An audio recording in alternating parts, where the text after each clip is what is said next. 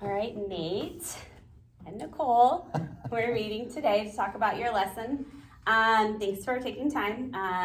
We prepared and planned, and I talked to you about your lesson before I came in and observed it. Thank you. But I really feel like overall I was excited about the lesson, and I really liked what I saw. Cool. Awesome. So let's talk about your lesson on argumentative writing. What standards or what subjects or topics were you trying to teach and cover? Well, so argumentative, so it was my ELA portion of AB, and so we were learning about argumentative writing, tracing an author's argument with multiple texts, finding an author's purpose and their point of view about different things. And so really it came down into a culminating activity which you observed for writing an essay after we've done other lessons leading up to this point. Okay, and the topic of your essay was? Which French fries are better? And they got to choose like In-N-Out, just two French fries places, In-N-Out or McDonald's, and what their favorite one is, and arguing why it was better. And some of the kids talked about nutritional values, taste, texture, how hot they came, how cold some of them were as a counter argument, if there was saltiness, or if they offered curly fries somewhere, or crisp like cut the fries. variations. The variations, yeah. And so some kids that didn't want to do French fries for whatever reason, some of it was health, some of it was just parents don't let them eat fries. They got to do something else like ice cream or something fun. So, well, what's your favorite food? One kid was ice cream, another kid was pizza.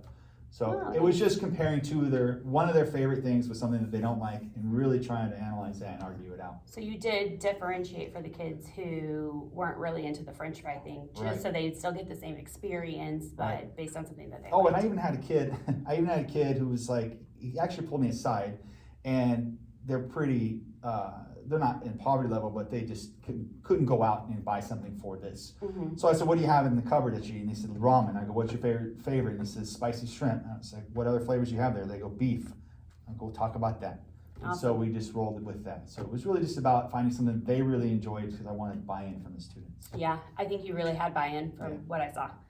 How was the lesson a continuation of what you've been working on in class? So we had done a lot of reading of different articles, and with those articles we were tracing an author's argument by looking at their point of view on what they're writing about, by looking at their purpose of the writing, if it was informational, persuasive, or entertaining.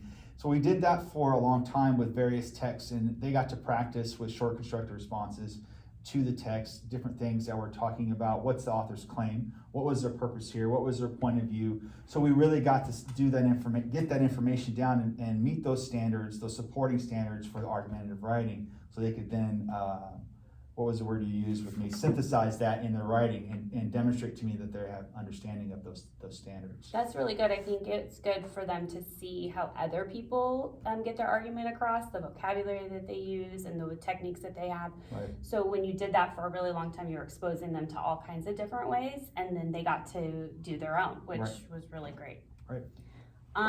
What did you want the students to do during the lesson, and do you think that happened? I wanted them to clearly state a claim and back it up with evidence based on their interactions with whatever their food they were using, and use that evidence and provide sound reasoning to justify the evidence they're bringing in, and try to persuade the reader into liking whatever they had, whatever, if there's In-N-Outs or one, but also they had to be able to look at the other side of the argument. And look at the counterclaim, the counter argument for that.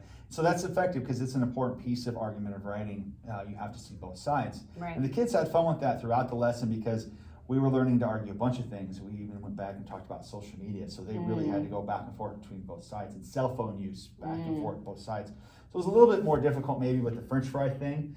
But they did pretty good. I was happy with what they were coming through, and they rose to the occasion on this, and they were using claims correctly. They were using evidence correctly for the most part, and they were using reasoning to back up their evidence as well in their own words, and not ignoring the counter argument to that as well. Yeah, I think it's really important that I really like the fact that you said you use things that are interesting to them, like social media, cell phone, French fries, because you're really trying to get that buy-in with them, and I felt like you really had it with them. I mean, when I was watching the lesson, they were super excited about it. They were all chatting about what they were going to write about. So I felt like you really had the buy-in with them. So that was really good. Awesome, thank you. What was the outcome of your lesson? I think about, if I remember off the top of my head, it was a little over 80% of the kids, that's what they scored. Like 80% of the kids got 80% or better on the essay. And I use the standard rubric for this stuff, my SBAC rubric for this, so they get used to what I'm looking for. The kids had a rubric while they were writing. They did peer edits, peer reviews, and self-reviews with a checklist that's based on the rubric. And at the end, what was the question again? I'm rambling now. What were the outcomes? Outcomes, oh yeah. And they were able to, the main thing was, can they write a claim? And they were able to write a claim. Because if they wrote that claim well, then they're writing their body paragraphs well. And because we've been doing body paragraphs throughout the year. So the outcome of that was met by being able to write an argumentative essay. That was the big deal. Can they do that? And they were writing a claim, they were writing a counterclaim, and they were using evidence for that to support their writing. So if they had a strong claim, you felt like they've had enough in 7th grade and enough in the beginning of the year that as long as they had a strong claim, that the rest of the pieces of the essay would kind of go together, even though you used time in class to kind of go over it and practice and, like you said, peer edit, but you felt like that was really the biggest thing, because they needed a strong claim. Definitely, because it drives the whole entire essay. And without that strong claim, they know how to do a topic sentence for the most part, right, and use evidence and commentary on their evidence. But putting that together in a essay in a logical format based on their claim, that's harder to do. And once you have that claim down, each of those supporting points in the claim drives which topic is each main paragraph, or each paragraph.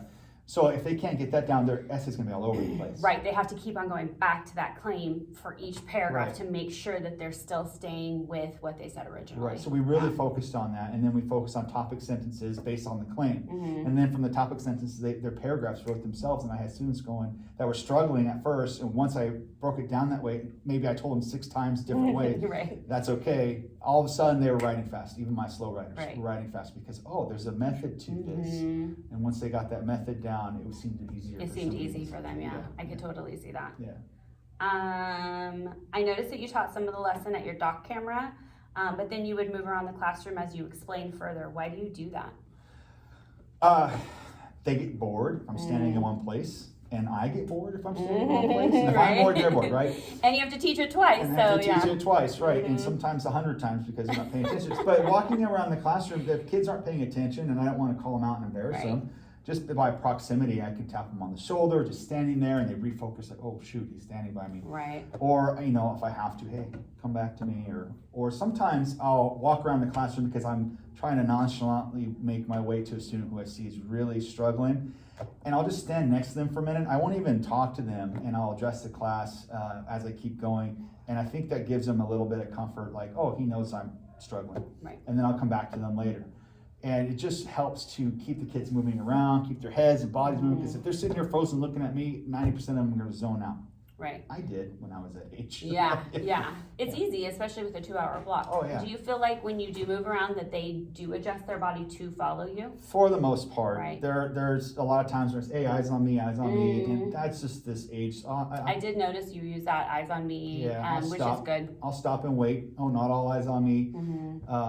Or you got to turn your head to put your eyes on me, and I'll remind them. That's a good redirection, and that's a good way for you to make sure that they are still listening and focusing and stuff like that. Yeah. And oftentimes too, when I want to have a conversation, I need their focus. I'll have them close their laptops halfway to get that out of there. I'll have them maybe I handed out something they're working on earlier, and we're not focusing on that. Put that under your laptop, and close that so you can focus on what the conversation is. Because that's it's the speaking and listening is some of our standards too, and so we have to synthesize that in the classroom as well through class discussions. And I think that's huge when you do teach a laptop class. It's so easy for them to get distracted by touching the laptop, by playing a game, by trying to get ahead of their work. You have those overachievers who are just like, I just want to get it done. So I think it is a good technique for you to have them put that stuff away so that they can focus and listen to you.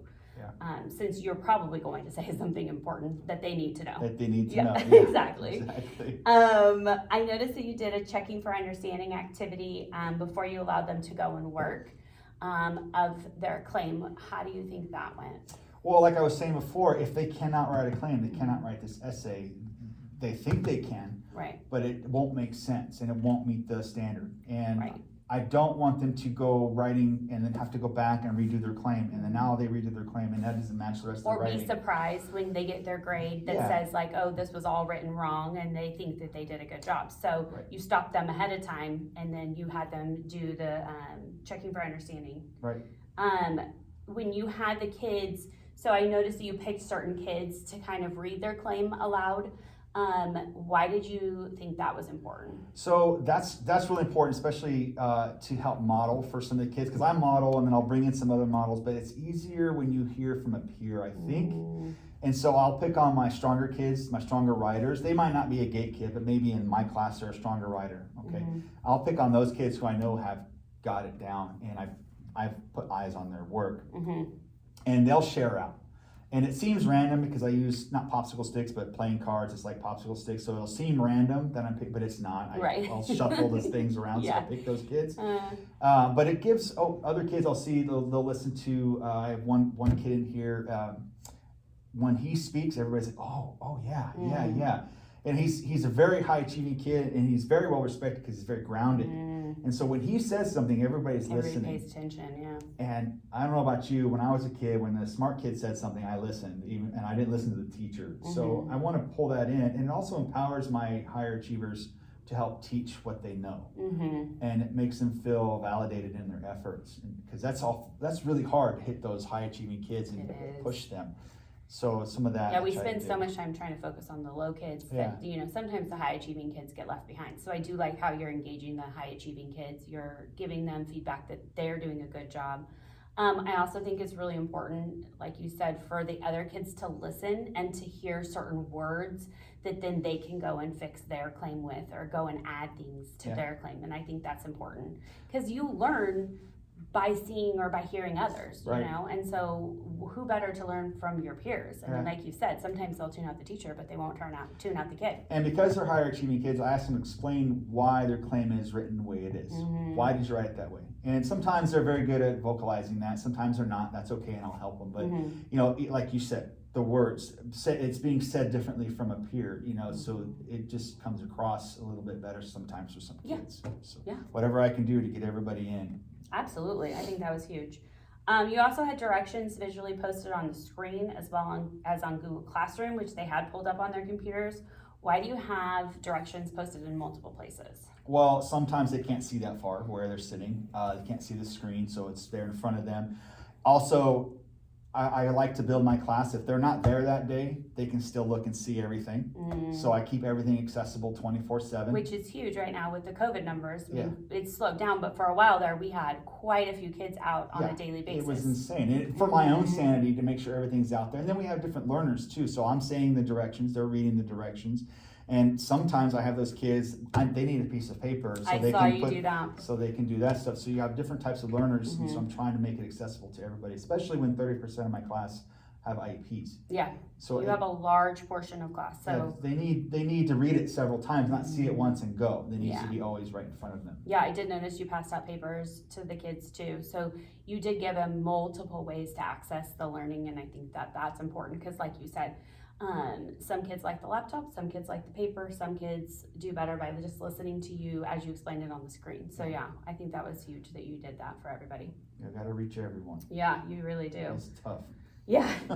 I noticed that during independent practice, you walked around and checked on your students, and there were a couple kids who asked you a question, even though right before you let them start working, you had said, "Are there any questions?" And maybe those two kids didn't ask a question.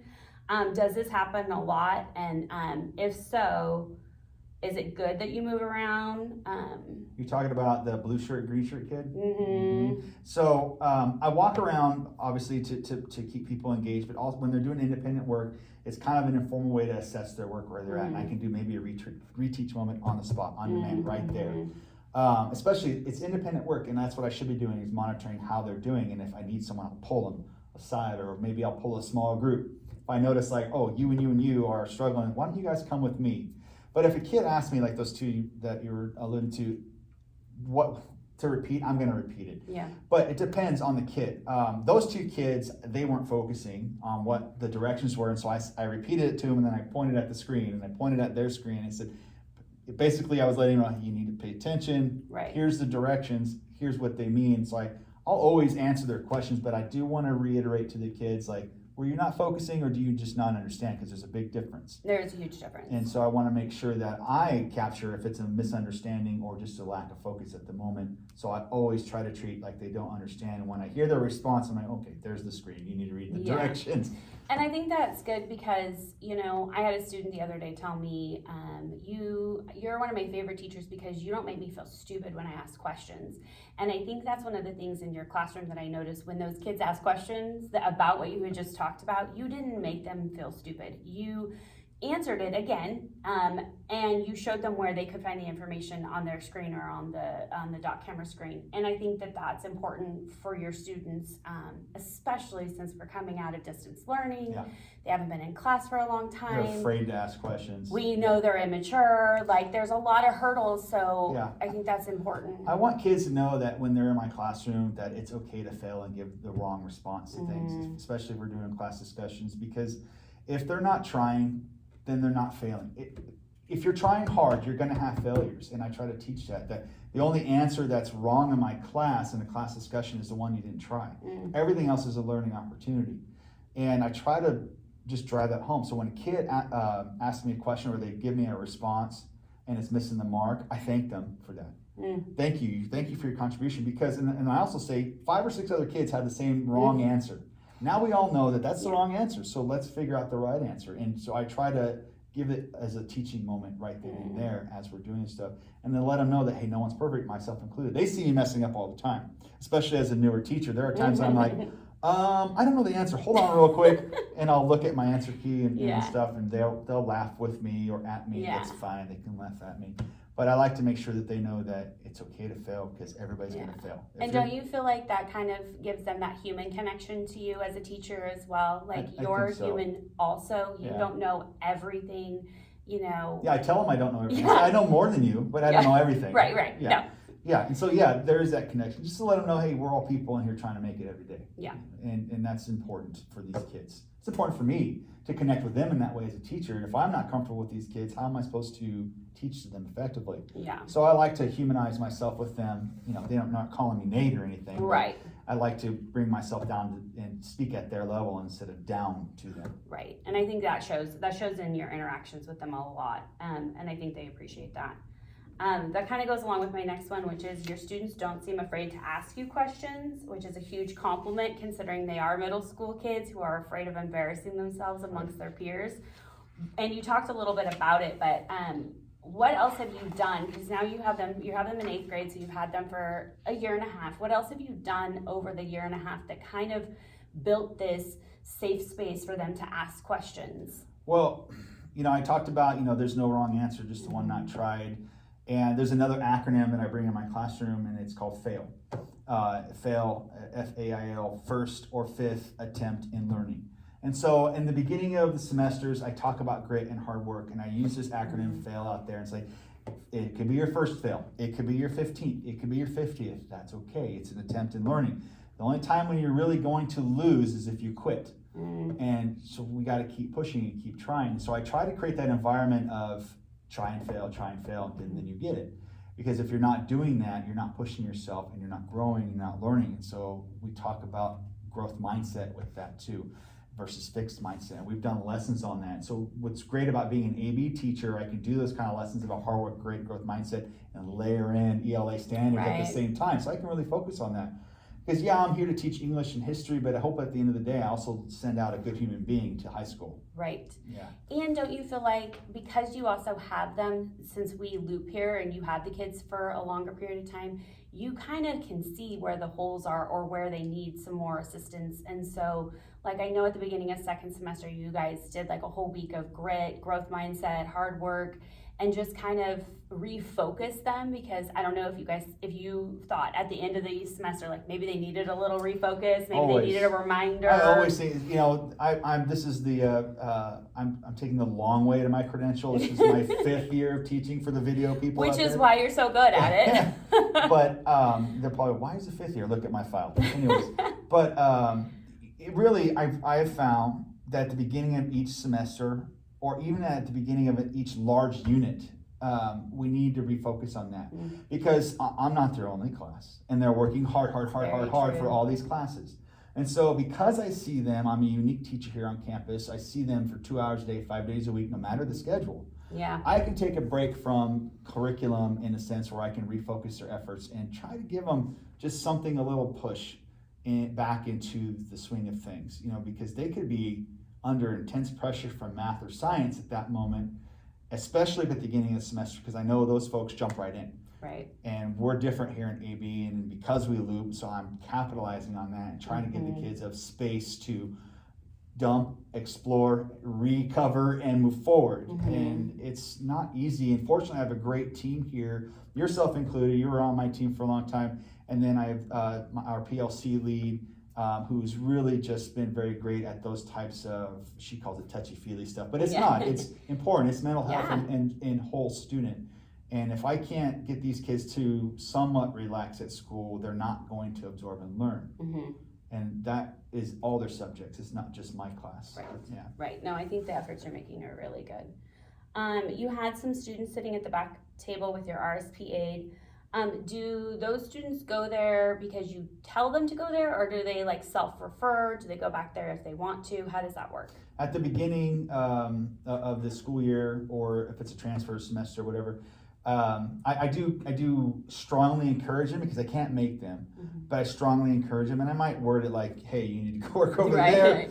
But honestly though, we do that so often, it becomes natural, and now it's automatic. So when we do independent work, I have several kids who just get up and go to the small group table, and I have a dedicated area for a small group, and I'll sit there sometimes, and my RSP aide will work with a different set of kids. Sometimes they don't want to work with me and they want to work with her. She's got a softer touch. She's cooler than me. That's okay. Sometimes they want to work with me and they don't want to work with her. Or maybe it's a bubble kid who doesn't normally go with the RSP small group, and we offer it to all the kids. Right. And they just kind of want to sit with me, and that's fine too. So, but yeah, I use the RSP aid quite a bit daily, in fact, with small group, and it's just automatic now, especially with independent work. They go right over to her for help. And I think it's great because those kids, they just sit there if they're not working with her. And it's awesome that they're actually getting up and going there. And sometimes they don't get the work done, but for them to start self-advocating in that way and automatically going over, seeking the help, that's a step in the right direction. Hopefully that continues. I think so too. And like you said, sometimes, if it's her and 2 or 3 kids, it's a little easier to ask questions, and it's a little easier for her to see okay, I see you stopped writing, are you stuck on this part? So I think that that's helping as well. And I do think that the whole environment in your classroom, the feeling of nobody's going to be made fun of, nobody's going to be put down, also encourages the kids to just go to that table if they need help. Like you said, even non-RSP kids will go over and ask her for help, which that's really huge, and that's a huge compliment to you as a teacher for the environment that you've established with them. I don't know what other teachers do with their aides in the classroom, but I always introduce them, if it's several, as my co-teacher. And I just let them know that, hey, I'm running point on lessons, but whatever she says goes. And I try to build that authority for her because that builds respect at the same time. And when we have kids thinking that's just an aide, then that's not effective. Then if you are seen going with the aide, it could be a derogatory thing. And we don't want that. No. Okay, we want the higher middle kids, whoever needs help, to go. And I keep it small too. I don't let her get this huge bit of kids. I don't want to go over 4 or 5. Because then I'll take a small group then if they need more. If there's that many, then you know that you've got to do something like reteach or pull somebody aside and do your own small group. Something's off, right? And I empower my aide too. I give her copies of my lessons for the day. She sees my lesson book all the time. If I'm out, I send her a copy of my sub plan. And so I try to empower her as much as possible so she knows what's going on when she walks in the door. And it's just like this beautiful relationship, and she'll jump right in helping the kids. And we've divided and conquered our 30% of special ed kids. Hey, you focus on these guys, I'll focus on these guys. And it's strategically done that way so we don't have too much on our plate and we're not scattered. We're really targeting intervention in the classroom. That targeting thing is really important, I think, with those kids, especially since they haven't been in the classroom for a really long time. And they don't know how to ask for help. They won't. They're afraid. I've had one kid tell me that they were afraid that they were interrupting. I'm like, no, that's their job. Ask for help. No, that's what we're here for. Interrupt away. I actually tell the kids often, thank you for your parents for paying their taxes, to continue to pay me. You know I'm here. So ask questions. This is what I'm paid for, kids. Talk to me. Yeah, so, don't make it too easy for me to collect my paycheck. Yeah, that's funny. So I try to bring it down to a human level, right? Okay, so how could you tell during the lesson or at the end of the lesson that the kids were learning what you wanted them to? During the lesson, it was from that informal feedback, and then that stop and check with the claims before they can write their essay. But this was a culminating activity. So at the end of their essay, that's when I had to put the grade on things, give them feedback. And for those kids that missed the mark, I gave them an opportunity to rewrite or revise their essay for full marks, okay, to improve their grade. So far to improve their grade. Yeah, okay. And it didn't matter if you had an IEP or not, because what's my focus? Did they learn something? I don't care what your background is. Right. Did you walk out of my classroom learning something? And so you really wanted them to master the argumentative essay. So if they didn't master it, you gave them another opportunity to show mastery. Right. And did you do like a little bit of lessons before you gave them the opportunity? Yeah, those kids had to come into my lunch lab. And if they couldn't, I tried to set up another time. There were some that we did after school, which is fine. But I asked them to make an appointment for that. But yeah, we did some reteaching. I sat down and I gave them the feedback that I already had. And we went over the feedback I gave them. But for those reteaching moments, I would have a printout and we would mark up their paper together. And I would say, this is what I would want to see here. And it's really hard because I was careful not to correct it for them. Right. It's so hard. Especially punctuation stuff. I just want to fix everything. Yeah. But, just deeper feedback, more one-on-one. And I found that really the biggest issue when I'm doing that is that stinking claim, that thesis. Once they figure that out, the rest is easy. They know how to build their topic sentences. Oh, I got a topic sentence. I need evidence to support that. I have evidence now. I need to talk about that. And once they figured that formula out, it was a lot easier. And sometimes previous essays, this essay, future essays, there's a graphic organizer kids use a lot of times to prepare their essays and draft. I'll give them a different one. So maybe just because of the way it looks, right, it didn't work for them. It didn't work for them, so I'll give them a different one. Or maybe they don't want a graphic organizer, so we'll outline their essay together on a piece of paper. So you really are differentiating to that specific student and what they need. If I can, it's tough. Sometimes it's a larger problem, like maybe I missed the mark as a teacher, and so I'm doing more reteaching, but that's not. So if you notice that you do miss the mark as a teacher, like if you notice, oh my gosh, all of them, the hook wasn't there, then you are going to go back and like reteach as a class, like different ways to hook in their essay. And that's caught usually because as I'm doing these lessons, that's caught the way that you do it. But if I did, my first year of teaching, and when we did informative, it was terrible because I was terrible. Right. And so, I would go back and I saw a lot of things in their essays, and I worked with people on my team and said, this is what's going on. Here's what I'm struggling with. How do I fix this? And I was pre-induction back then, so I didn't have an awesome mentor. Yeah. But you had an awesome team. I had an awesome team. That's really awesome. Yeah, and I think you were on our team, so I was bugging you for this stuff too. And so I went out and just grabbed resources. Hey, this is what I did. I know you guys gave me these resources to help, but this is where I feel like I let the kids down. And this is, how do I get them back into the standard here and to meet mastery? So I'll just go out and it's okay. And sometimes I've come to the kids and be like, I think I taught this wrong. Let's redo this. And so I, let them know again, it's okay to try again. It's fine. And so, at that point, it's on me. Again, it's that human connection. Like we all make mistakes and I made one and let's fix it. Kind of thing. Yeah. Awesome. Were you satisfied overall with your lesson? Yeah, it was fun. The kids had fun. Parents even had fun. It was about French fries. It was about food.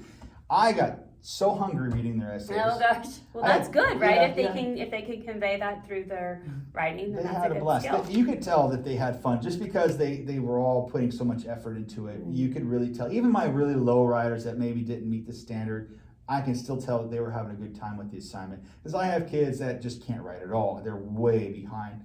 But at that point, I'm like, what's their effort level and can we work with that? And they had a good time with it. Parents had a good time with it. Cute. It's a family night for one family and stuff. And nice. this whole thing. And one of those super involved families that like, all right, everybody, let's all talk about French fries and different Well, things. you gotta love that when the family Yeah. gets involved. That's awesome. Yeah, and I had one kid email me, can I do animal fries versus, and I was like, sure, if you like animal fries at In-N-Out, but what are you gonna compare it to? Right. What other place does You that? gotta have some more toppings on Yeah, your and fries. at the time, there was they brought up something from the past. I don't know if you remember the poutine place that was by the service. Oh, yeah. That's French fries Yes, with it stuff on is, it. yeah. So they remembered that. I was okay, you can compare those things. Yeah. Yeah. So, Awesome. yeah. That's super. it was I love fun. it. I thought the lesson was so cute, and they were excited. And we both know that when kids are excited, they learn more. Yep. And then they're going to learn better. They're going to learn more. They're going to try harder because they're excited about the topic. So I think that that's big. Should have heard them when we were talking about cell phones. A lot of opinions. It So I fun. was going to ask you, do you think the kids liked the lesson? But I obviously, think you they think did. they did. And we were talking about are video games good for kids? Should kids have access to Facebook? Mhm. Should cell phones be allowed for preteens or kids at school? And They They can had come s- up with some strong arguments. Yeah, They have some strong opinions. they do. And I am warning parents about cell phones. So, mom and dad and guardians, I'm teaching your kids how to argue about cell phone use. Fair warning. And I sent that email out. Yeah. So it was- Don't get mad at me if they're good at arguing. if I made them too good. What did I say? I said something like, if they're good at arguing about their cell phones, it means they're doing well in my class. Yes. And So that's the good part. that's the Yeah. good part. Do you think that they learned overall what you wanted them to learn? Yeah, I do. Like, I think I mentioned at the beginning of this, it was like 85% hit mastery or hit the The standard. first time Yeah, the And first then time you allowed the kids who didn't to redo. to redo. So that was And only a nice. couple didn't meet it on the redo, Right. but they have larger issues to Right. overcome. So working with their As long as they're meeting their goals in their IEP. Yeah, Right. yeah, and so what I do then is I send those writing samples off to their Case sped teacher, manager, the case yeah. manager, and we formulate a new plan, like in an iReady thing or some reteaching in there, or maybe they have some things they want to do. So Okay. Yeah. Well, awesome. Thanks for such a great lesson Yeah. and for making it fun for me to watch as well as the kids. did I you think get that hungry? was awesome. I'm always hungry. I could always go for fries. Always. Thank you.